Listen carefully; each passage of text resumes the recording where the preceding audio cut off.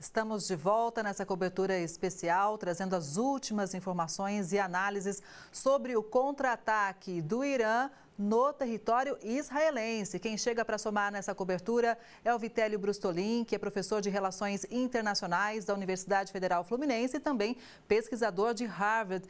Vitélio, boa tarde para você. Muito bom contar com a sua análise sempre aqui na Record News. E eu começo perguntando para você sobre o Irã, porque aqui mais cedo a gente ouviu alguns especialistas falando sobre o poderio bélico de Israel, militar, sobre o apoio que Israel tem dos Estados Unidos, mas o Irã também tem uma marinha forte, tem um exército numeroso, né? Boa tarde. Boa tarde, Kelly, boa tarde a todos. Bom, eu preparei alguns números para a gente comparar. O Irã tem muito mais soldados do que Israel. O Irã tem 610 mil soldados na ativa. Esses números que eu vou mostrar do Instituto Internacional de Estudos Estratégicos, ok? Então, existe uma variação dependendo de quem faz a apuração, mas é um instituto bastante conhecido. Então, seriam 610 mil militares na ativa contra 196 mil militares na ativa de Israel, ou seja, o Irã tem 3 vezes mais. Aí, se você pega os reservistas, as pessoas que podem ser convocadas para a guerra, o Irã tem 350 mil e Israel tem 465 mil, né? Mas aí, então, você vê o exército iraniano em número de soldados é muito maior. Se a gente pegar o orçamento militar do Irã, é 44 bilhões de dólares por ano. O de Israel é 19 bilhões por ano, né? Mais uma vez, o orçamento do Irã é mais do que o dobro do orçamento de Israel.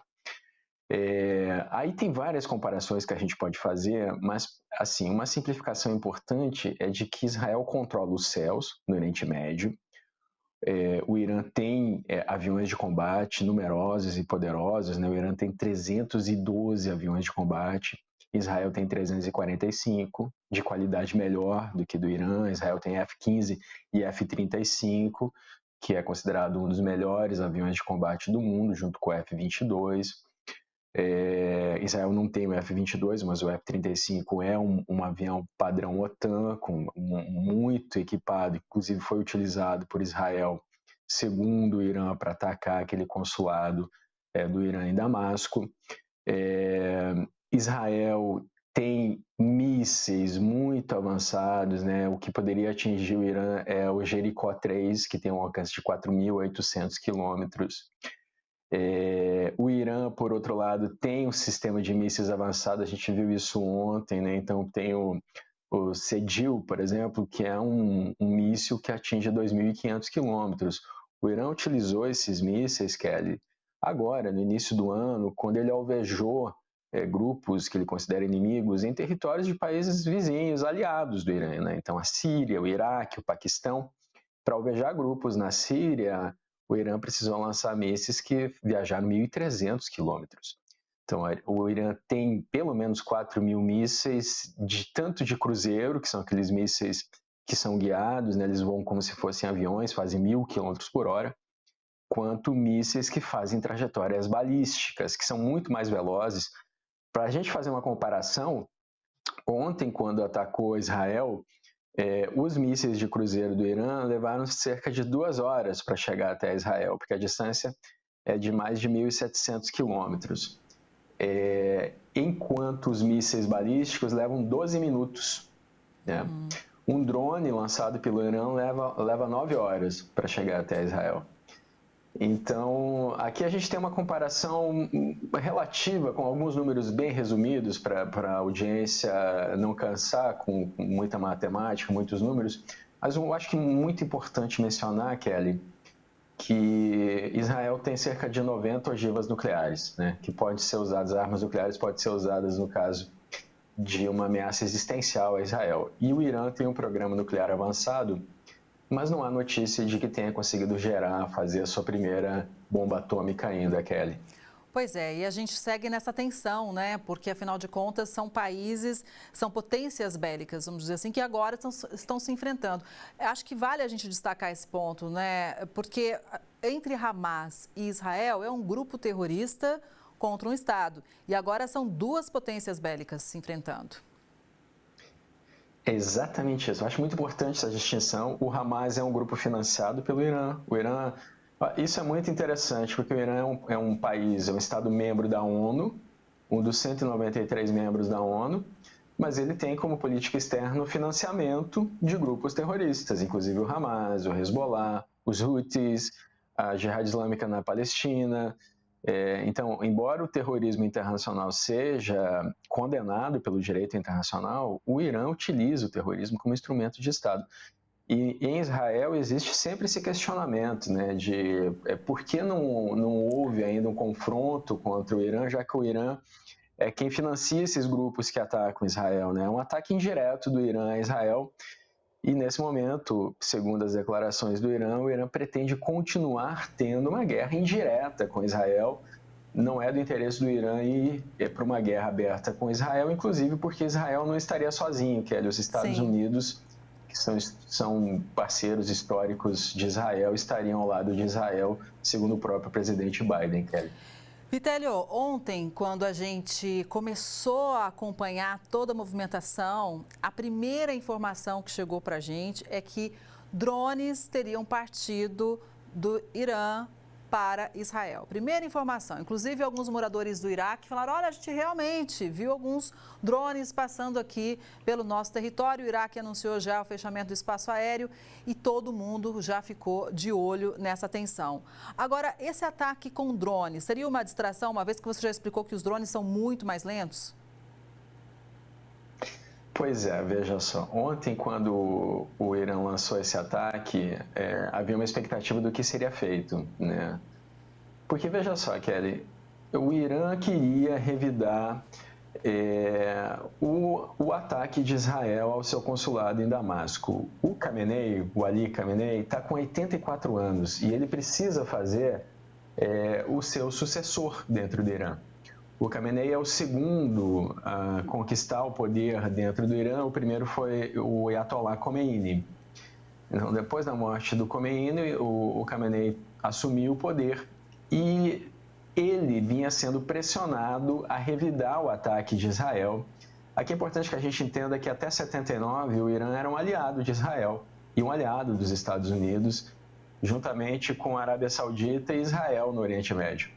Em 79 tem uma revolução no Irã, o Ayatollah Khomeini toma o poder, o Irã invade a embaixada dos Estados Unidos em Teherã e há um rompimento das relações diplomáticas entre esses dois países, inclusive há uma mudança de postura do Irã em relação a Israel. Mas aí veja só, também existe a questão do Irã querer responder aos seus vizinhos, porque o Irã precisa se posicionar na região. Então, como a gente falou há pouco, em janeiro o Irã atacou inimigos em território soberano de países vizinhos. Inclusive, por conta disso, houve um rompimento da relação diplomática do Irã com o Paquistão, que era um aliado, e que o Paquistão é um país com armas nucleares, né? Então, o Irã fez ataques de mísseis no território do Paquistão, da Síria e do Iraque.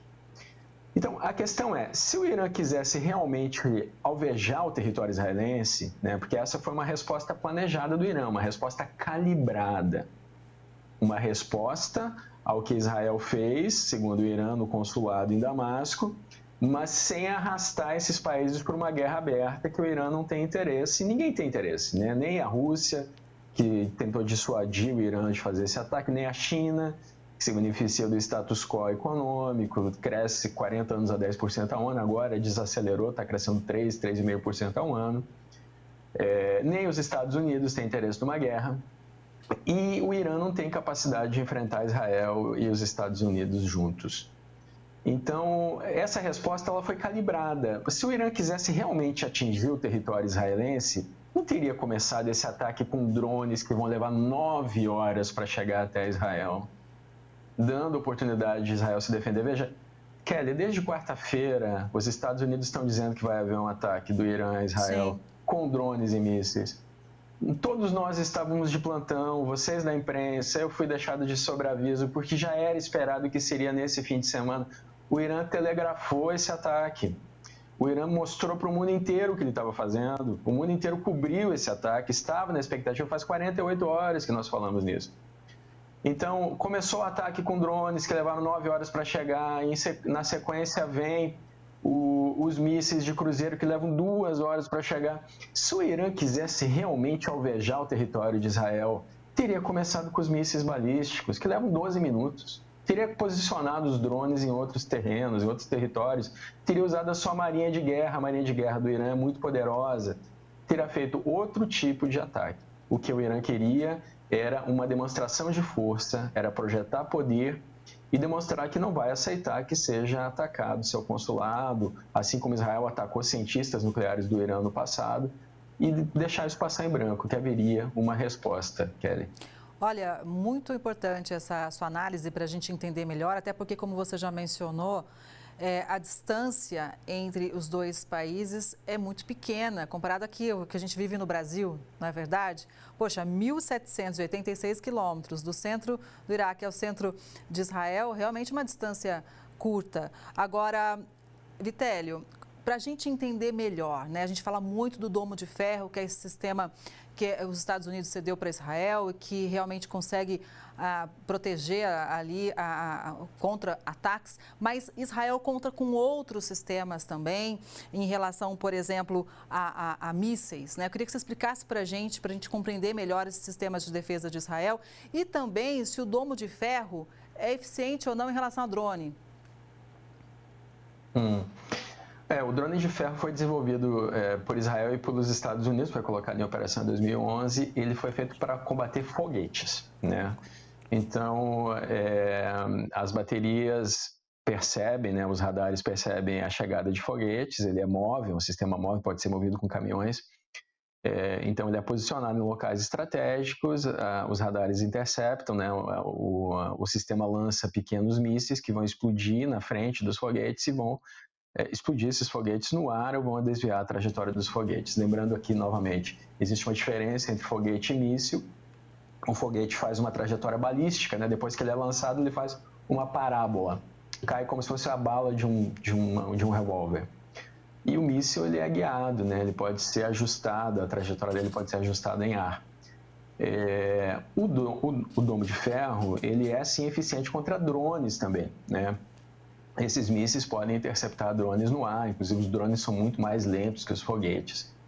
Agora, para combater mísseis, né, como mísseis balísticos, mísseis de cruzeiro, aí Israel tem outros sistemas. É um sistema em camadas, né? Todos os países que têm defesa antiaérea têm um sistema em camadas, né? Então, Israel, por exemplo, tem um sistema Arrow, né? Arrow em inglês, né, que significa flecha ou seta. E esse sistema, ele é uma evolução de outros sistemas de defesa antiaérea que Israel também usa, como o Patriot, por exemplo, né? O Patriot é um sistema dos Estados Unidos que é empregado, inclusive, na Ucrânia. Então, Israel tem outras camadas de defesa antiaérea, mas é importante que as pessoas saibam que, embora o domo de ferro seja muito famoso, ele é mais efetivo, ele é efetivo realmente contra foguetes e contra mísseis, são necessários outros sistemas e o principal que Israel tem é o Arrow. Kelly. Agora, Vitélio, qual a sua análise sobre esse anúncio de Israel que o índice de sucesso foi de 99% para conter esse ataque iraniano? Esse índice é possível, é real? Qual é a sua análise? É muito provável que tenha sido isso mesmo, porque, veja só, o Israel contou com a ajuda dos Estados Unidos, da França e do Reino Unido para interceptar os ataques que foram feitos a partir do território iraniano. Os Estados Unidos têm diversas bases na região, os Estados Unidos têm 30 mil soldados naquela região. Então, os Estados Unidos têm bases no Catar, no Bahrein, no Kuwait, no Iraque, na Síria, na Jordânia, na Arábia Saudita, nos Emirados Árabes. E até esses drones chegarem a território israelense, eles foram interceptados. Muitos drones, inclusive, caíram na Jordânia. A Jordânia ajudou a interceptar os drones que estavam sendo atacados, que iam atacar Israel. Alguns drones caíram em território jordaniano, feriram pessoas dentro da Jordânia, né, um país muçulmano. Então, muito provavelmente, a margem mesmo foi de 99%, mas, de novo, foi um ataque telegrafado, Kelly. Foi anunciado. O Irã pretende, foi anunciado, o Irã queria, né, que houvesse uma defesa. Se o Irã ataca Israel de uma forma muito mais efetiva, se realmente consegue atingir Tel Aviv, por exemplo, com mísseis, aí nós iríamos para uma guerra. O Israel não deixaria de responder. Nesse momento, nós ainda não sabemos como será a resposta de Israel, né? O Yoav Gallant, né, o ministro da Defesa de Israel, disse que vai haver uma resposta, está tendo reuniões do gabinete de guerra. Essas respostas de Israel, né, que pode ser no momento certo, pode não ser um contra-ataque imediato, inclusive. Bom, com certeza haverá ataques cibernéticos, já está havendo, tanto a partir de Israel contra o Irã e vice-versa, do Irã contra Israel. Mas o Israel pode continuar alvejando líderes iranianos em territórios estrangeiros. Israel está tentando condenar na ONU a Guarda Revolucionária Islâmica, que é uma guarda do governo iraniano, né, para controlar os costumes. É um governo teocrático, né, então a guarda tem um viés político, né, político e teocrático, né, complementa a segurança pública e a defesa do Irã. Agora, é muito difícil que a Guarda Revolucionária, né, que é um instrumento do governo do Irã, seja considerada terrorista, né, porque na ONU, no Conselho de Segurança, só 3 organizações são consideradas terroristas, né, que são a Al-Qaeda, que atacou os Estados Unidos lá no 11 de setembro, o Boko Haram e o Estado Islâmico, né. É muito improvável que a Rússia e a China consentiriam em considerar a Guarda Revolucionária como um grupo terrorista. Então, Israel tem buscado a condenação, primeiro diplomática, política, do Irã. Mas, com certeza, haverá retaliação, Kelly. Que essa retaliação não seja um confronto aberto a partir de território israelense bombardeando o Irã, já ajuda bastante a não escalar o conflito. Inclusive, os Estados Unidos disseram que já era suficiente essa margem de sucesso, né, de 99% dos mísseis terem sido bloqueados, derrubados, e essa foi a ajuda dos Estados Unidos, uma ajuda defensiva, mas não ofensiva, Kelly. E pegando esse gancho, acho que vale a gente destacar também, Vitélio, que Joe Biden já conversou com o primeiro-ministro Benjamin Netanyahu e disse que os Estados Unidos não vão participar de um eventual contra-ataque, né, de Israel em relação ao Irã. Mas é exatamente isso, né? Ninguém quer uma guerra agora. Ninguém quer. A China não está pronta, o exército chinês deve ficar pronto em 2035, nível global, né? Ele não tem ainda não tem a paridade para confrontar, por exemplo, os Estados Unidos. A China cresce rapidamente, hoje já tem a maior marinha de guerra do mundo, produz uma grande quantidade de aeronaves, mas a China não tem experiência de guerra, o exército não está pronto. Os chineses têm consciência disso, eles fazem exercícios e criticam bastante os próprios exercícios. A China tem um projeto de longo prazo, né? Um exército nível global até 2035, reanexar Taiwan até 2049. Né? Então veja o longo prazo que eles estão olhando, médio e longo prazo. A Rússia está atolada na Ucrânia, né? 30% do orçamento anual da Rússia vai para o esforço de guerra na Ucrânia. Então não há interesse na Rússia ou na China. Imagina se a China iria perder os seus principais clientes, a Europa e os Estados Unidos, para ajudar o Irã. Ela não fez isso nem pela Rússia, né, que está há mais de 2 anos em guerra. A China se beneficia do status quo e a Rússia não tem capacidade nesse momento. Pelo contrário, a Rússia depende do Irã. A Rússia adquire os drones Shahid do Irã para atacar a Ucrânia, assim como a Rússia adquire munição da Coreia do Norte. Né? Estados párias, né, são os estados mais sancionados do mundo, né? A Rússia é o país mais sancionado da história da humanidade por ter invadido a Ucrânia, e logo na sequência ali está o Irã, por causa do seu programa nuclear, e a Coreia do Norte, estados párias, né? Então não há interesse de nenhuma superpotência de que haja uma guerra aberta, não há interesse do Irã também, e Israel nesse momento teria que agir sozinho numa guerra contra o Irã, porque os Estados Unidos já se posicionaram, né? Então o Biden traçou uma linha vermelha para o Netanyahu. Diz, olha, se você contra-atacar, você vai sozinho, porque a gente já ajudou a te defender. Então, agora depende do Netanyahu, né, Kelly? Mas é improvável que ele faça esse contra-ataque em território iraniano, pelo menos nesse momento, Kelly. Pois é, e a gente vai acompanhando também as reuniões que estão acontecendo ao longo do dia, Vitélio. e uma delas é do G7, né, que são as 7 países mais industrializados do mundo, e já chega aqui para a gente uma atualização. O G7 afirma que tratou, então, de uma necessidade de pôr fim à crise em Gaza o mais rápido possível. Isso inclui um cessar-fogo imediato, a liberação de todos os reféns pelo Hamas, incluindo também o aumento da prestação de assistência humanitária. E a presidente da Comissão Europeia, a Ursula von der Leyen, afirmou hoje que o grupo dos 7 países, ou seja, o grupo do G7, diz que o seguinte: o ataque de Irã a Israel pode sim provocar uma escalada do conflito na região, e reiterou que isso deve ser evitado. Ou seja, a gente vê realmente os países indo nessa direção de apaziguar a crise, não é, Vitério? Ninguém tem interesse que haja uma guerra aberta agora entre esses 2 países, né? A Europa está enfrentando uma ameaça que muitos consideram semelhante ao que aconteceu na Segunda Guerra Mundial, né? Política do apaziguamento contra o Hitler na época, a política expansionista do Putin nesse momento, né, de retomar territórios da antiga União Soviética. Essas são declarações do próprio Putin. Então, a quem interessa um conflito aberto entre Irã e Israel nesse momento? Praticamente a ninguém, Kelly.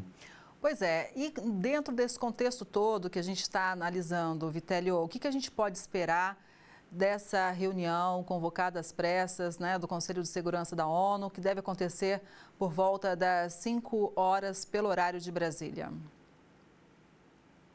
Kelly, o ideal seria que houvesse uma condenação tanto do ataque ao consulado do Irã em Damasco, quanto do ataque do Irã a Israel, né? O Irã alega que usou o artigo 51 da ONU, que é o artigo de direito de defesa, né, de autodefesa. Agora, isso é muito questionável, né? Israel não admite que atacou aquele consulado, e o Irã chegou a declarar que se tivesse havido uma condenação na ONU, talvez não fosse necessário usar a força. Mais uma vez, a gente vê uma ONU que não cumpre o seu papel, né? Quem imaginaria ou quem iria acreditar que o Conselho de Segurança vai considerar a Guarda Revolucionária do Irã como um grupo terrorista? Não vai acontecer, isso não vai acontecer. A Rússia depende do Irã e não vai fazer isso, depende dos drones do Irã. Ao mesmo tempo, imaginar que o Conselho de Segurança vai condenar o Irã sem condenar Israel, o Conselho de Segurança ficou 6 meses travado para aprovar uma resolução de cessar-fogo em Gaza, né? Infelizmente, a expectativa que nós temos em relação à ONU, o Conselho de Segurança, nesse momento é muito baixa. Seria uma surpresa, realmente uma surpresa, que dessa reunião do Conselho de Segurança saia algo assertivo, algo que possa ser utilizado nesse contexto. Até aqui, a expectativa é quase zero, Kelly. Vitélio, e ainda vindo somar nisso que a gente está conversando aqui, dizendo, olha, o Irã avisou todo mundo, foi um ataque plenamente anunciado, chega a informação de que o ministro das Relações Exteriores do Irã disse que realmente o país notificou os vizinhos 3 dias antes do ataque contra Israel. Abre aspas, cerca de 72 horas antes das nossas operações, informamos os nossos amigos e vizinhos na região que a resposta do Irã contra Israel era certa, legítima e irrevogável. Ou seja, foi realmente o Irã se posicionando, mas como você já analisou para a gente, sem o objetivo realmente de fazer uma grande ofensiva contra Israel. Kelly, houve muita discussão nessa semana sobre qual seria a resposta do Irã, né? Porque o que seria considerado proporcional? Se de fato Israel atingiu um consulado do Irã no exterior, o Irã poderia tentar alvejar um consulado de Israel no exterior também, né? Eu ouvi muito essa pergunta na última semana, o que o Irã pode fazer? O Irã vai atingir Israel diretamente, indiretamente? O Israel está desde o início dizendo que se o Irã lançasse um ataque do seu território, ou seja, do território iraniano contra o território israelense, Israel iria revidar. Então, o Netanyahu falou isso, né? O Gallant falou isso. O Israel está dizendo desde o início, Se houver um ataque do Irã contra nós, nós revidaremos. Então ninguém imaginava que o Irã fosse fazer isso, lançar 200 mísseis e mais drones. O relatório de inteligência dos Estados Unidos falava que esse seria o ataque? Falava. Mas a gente achava improvável, até que o Irã fez. Só que ele não fez um ataque efetivamente, taticamente, para acertar alvos em Israel. E primeiro, se você quer atingir os alvos do seu oponente, você não avisa. Sim. Né? Porque o seu oponente vai se preparar. Vai desligar o GPS, que foi o que Israel fez. Vai colocar sistema de defesa antiaérea em alerta máximo, vai dizer para as pessoas ficarem em casa e estocarem comida e água por 3 dias, que foi o que Israel fez. Tudo isso Israel fez. Então, na verdade, o ataque do Irã foi uma demonstração de força, foi um alerta de, olha, não mexam com o Irã, nós temos armas, nós temos mísseis, nós podemos alcançar vocês, e da próxima vez vai ser pior, que é o que o Irã está dizendo nesse momento. Esperamos que nada de mais grave aconteça. Vitélio, é sempre muito bom para a gente aqui da Record News contar com a sua análise. Muito obrigada. Mais uma análise em um momento histórico, dessa vez no domingo. Uma boa tarde para você e até a próxima, Vitélio. Obrigado a vocês, gente. Bom domingo, até a próxima. Até.